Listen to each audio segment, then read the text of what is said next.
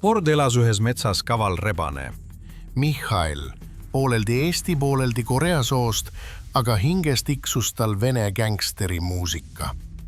Tal oli kuldkett kaelas ja kavatsused nii libedad, et isegi teod libisesid tema ees teelt maha.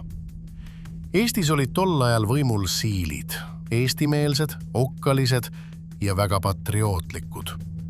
Nad torkisid iga üht, kes liiga palju ida poole kiikas. Aga idas, pilvise horisondi taga, urises juba ammu suur vene karu. Pehme kasukaga, aga hambad nagu tankirattad. Rebane Mihhail mängis topeltmängu. Päeval ajas ta siilidega saunas isamaalist juttu, lehvitas sinimustvalget rätikut ja rääkis, kuidas demokraatia on tema lemmik metsaviljapuu.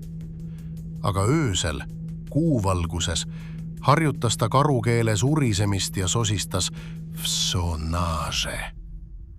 Veel enam, ta leidis endale sõbra. Vene propagandistist krokodilli nimega Oleg, kes ujus ringi Tallinna linna eelarve soojas tiigis.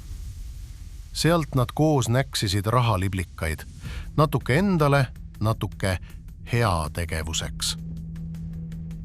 Õnneks jõudsid siilide kapo üksused kohale ja panid Olegi puuri istuma.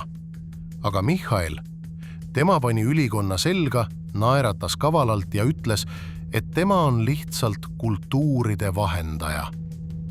Ning nii ta mängibki edasi. Poole sabaga ühes, poole sabaga teises laagris, oodates päeva, mil suur karu lõpuks üle Narva jõe kõnnib ja Mihhail võib kapist välja hüpata. Karu lipp hambus ning hüüda. Näete, ma ütlesin ju, et ma olen multikultuurne.